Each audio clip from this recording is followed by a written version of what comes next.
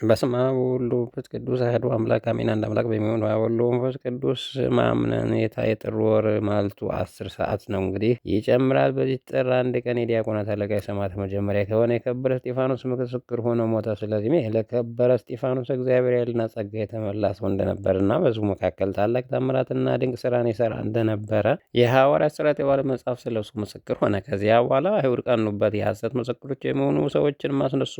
ሰውን በሙሴና በእግዚአብሔር ላይ ስድብ ቃል ሲናገር ሰምተነዋል እንዲሉ ሐሰትን አስተማራቸው። ሕዝቡና ሽማግሌው ጻፎችና አነሳሱባቸው። አዳርሱን ብለው በከበዋ እየጎተቱ ወደ ሸንጎ ወሰዱት። የሐሰት ምስክሮች አቁሞ እነርሱ ይህን ሰው በቤተ መቅደስ ላይ በኦሪት ላይ ስድብን ሲናገር ተው ብንለውም አለ።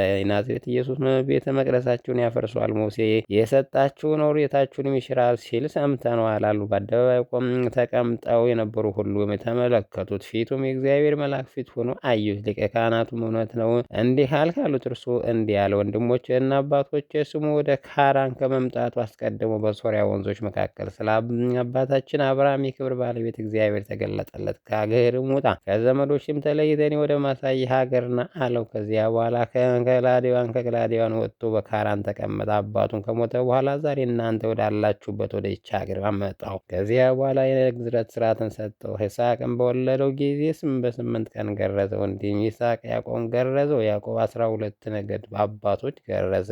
የቀደሙ አባቶች በዮሴፍ ላይ ቀንተው ወደ ግብፅ አገር ሸጡት። እግዚአብሔር ግን አብሮት ነበረ፣ ከመከራውም ሁሉ አዳነው። በግብፅ ንጉሥ በፈርዖን ፊትም እውቀትን መውደድን ሰጠው። በግብፅ ሀገር ሁሉ በቤቱ ላይ ሾመው። ነገር ግን በማስረዘምም በሰሎሞን እጅ እስከተሰራች ቤተ መቅደስ ያለውን ተረከላቸው። ከዚያ በኋላ ድምፁን ከፍ አድርጎ እናንተ እንደ አባቶች ዘወትር መንፈስ ቅዱስ የምታሳዝኑ ዓይነ ልቦናቸው የታወረ ዝነ ልቦናቸው የደነቆረ አንገተ ደንዳኖች አላቸው። አባቶች ከነቢያት ያሳደዱት አልገደሉት ማን አለ? እናንተ ክዳችሁ የገደላችሁ የአምላክ መምጣት አስቀድመው የነገሯችሁን ገደላችኋቸው። መላእክት ሥርዓት ኦሪት ተቀብላችሁ አልጠበቃችሁ። ይህንም ሰምተው ተበሳጩ፣ ልባቸውም ተናደደ፣ ተነሳሳ፣ ጥርሳቸው አፋጩ። እስጢፋኖስ መንፈስ ቅዱስ አደረበት። ሰማይ ተከፍቶ ኢየሱስ ክርስቶስ በቀኝ ተቀምጦ እግዚአብሔር ክብር አየ። እነሆ ሰማይ ተከፍቶ የሰው ልጅ በእግዚአብሔር ተቀምጦ አየሁ አለ። ጆሮአቸውን ይዘው በታላቅ ድምፅ ጮኹ። አንድነትም ከበው ጎተቱት። እየጎተቱን ከከተማ ውጭ አውጥተው በድንጋይ ወግረው ገደሉት። የገደሉት ሰዎች ልብሳቸውን ሳውል ለሚባል ጎልማሳ ልጅ ያስጠብቁት ነበር። ጌታ ኢየሱስ ክርስቶስ ሆይ ነፍሴን ተቀበል እያለ ሲጸልይ እስጢፋኖስ በድንጋይ ወገሩት።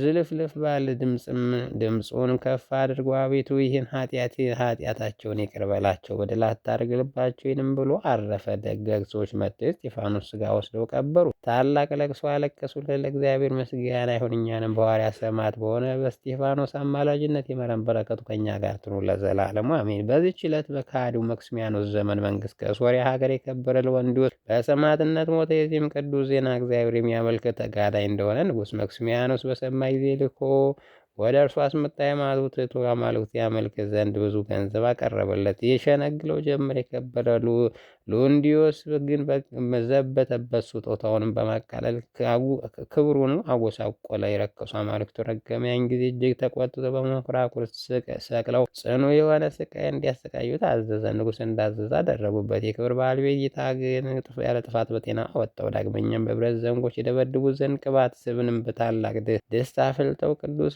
ሉንዲዮስን ከውስጡ ይጨምሩ ዘንድ አዘዘ። ይህን ሁሉ ስቃይ ያሰቃዩት የክብር ባለቤት ጌታ ኢየሱስ ክርስቶስ ያጸናውና ያስታገሰዋል። ያለ ጉዳትም በጤና ያስነሳው ነበር። ማሰቃየቱን በደከሙ ጊዜ ራሱን በሰይፍ እንዲቆርጡ አዘዘ። የሰማዕትነት አክሊልን በመንግሥተ ሰማያት ተቀበለ። ከሥጋውም ድንቆች የሆኑ ብዙዎች ተአምራት ተገለጹ። ዜናው በሶርያ ሀገር ሁሉ ተሰማ። አብያተ ክርስቲያን ገዳማትም ተሰሩለት። ከገዳማቱ በአንዲቱ የአንጾኪያ ሊቀ ካህናት ጳጳስ የሆነ የከበረ ሳዊሮስ በሕፃንነቱ ተቀመጠባት። ለእግዚአብሔር ምስጋና ይሁን፣ እኛንም በዚህ አባት ስማት ጸሎት ይማረን፣ በረከቱ ከእኛ ጋር ትኑር ለዘላለሙ አሜን። በዚች ቀን የእስክንድርያ ሀገር ሊቀ ጳጳስ የከበረ አባ መቃርስ አረፈ። እርሱም ለአባቶቻችን ሊቃነ ጳጳስ 39ኛ ነው። ከእርሱ በፊት የነበረ አባ ሚካኤል ባረፈ ጊዜ ኤጲስቆጶሳትና ሊቃውንት የግብፅ ታላቅ ሁሉ ወደ አስቄጥስ ገዳም ወጥተው ለዚህ ለከበረ ሹመት ስለሚገባ ከዋሻ ውስጥ ከሚኖሩ ከደጋጎች ገደማ ሲያስጠያይቁና ሲመረምሩ ኖሩ። ከዚያ በኋላ አንድ ጻድቅ ሰው ስለዚህ አባት ነገራቸው፣ እንዲህም አላቸው። በአባ መቃርስ ገዳም የሚኖር ቀሲስ አባ መቃርስ እርሱ ለዚህ ሹመት ይገባል። በዚያን ጊዜ ፈልገው የያዙት። እርሱም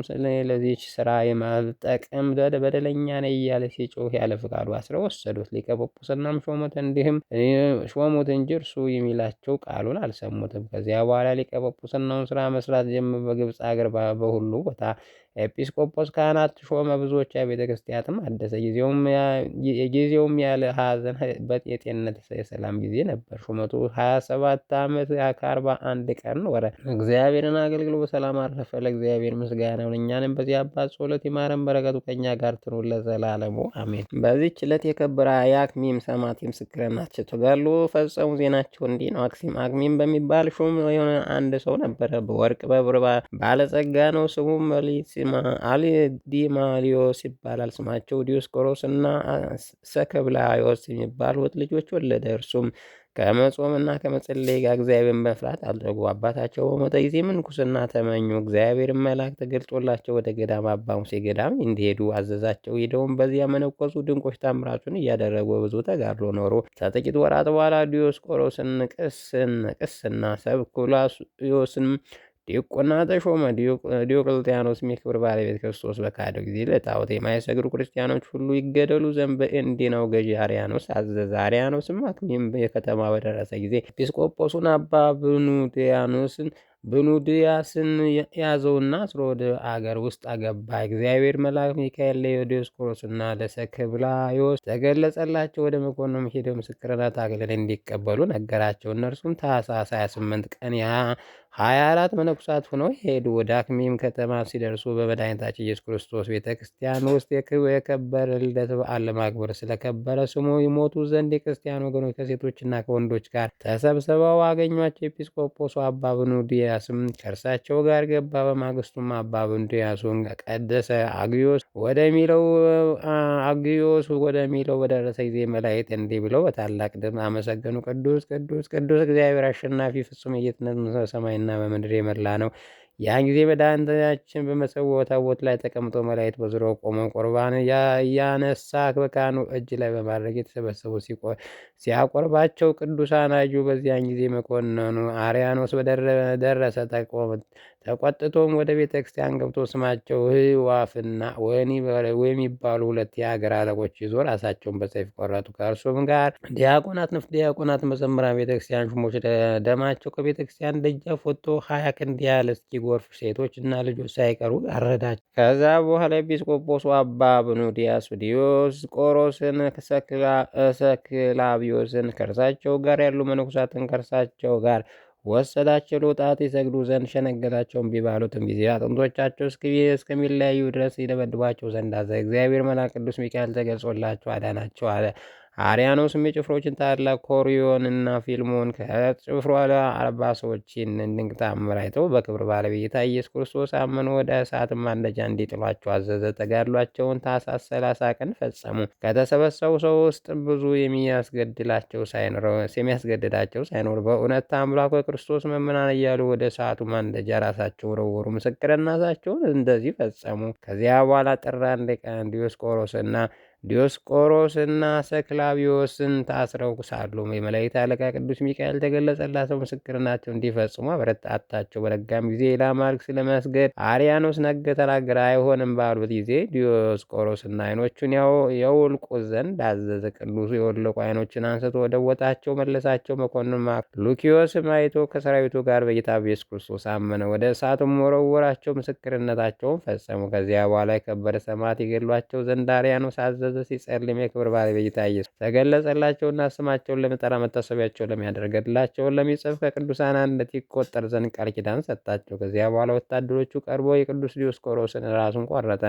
ሰክላቢዮስንም ከወገቡ ላይ ቆረጡት። 24ቱ መነኮሳትም ከቁመታቸው ሰነጠቋቸው። በዚች በጥር 1 ቀን ሁሉም ተቆረጡ። ከዘመዶቻቸው የሆነ ሳሙኤል በአብ ወልድ መንፈስ ቅዱስ ስም የከበረች ቤተክርስቲያን ውስጥ ቀበራቸው። በሀገር አክሚም የተገደሉ ሰማዕታት ቁጥራቸው 8140 ሆነ። ለእግዚአብሔር ምስጋና ይሁን። እኛንም በቅዱሳን ሁሉ ጸሎት ሰማዕታት ይማረን፣ በረከታቸው ከእኛ ጋር ትኑር ለዘላለሙ አሜን። በዚች ቀን ዳግመኛ የሰማዕታት የተገደሉ ሁሉ ሁሌም ዛሬ ትላንት ከተገደሉ ዲዮቅልጥያኖስ የገደላቸው ቁጥራቸው ካህናት 800 ዲያቆናትን መነኩሳትን መምህራን 53 የቤተ ክርስቲያን ሹማምንት 80 መሳፍንት 32 የንፍቀ ዲያቆናት 150 ህዝባውያን 8400 ነው።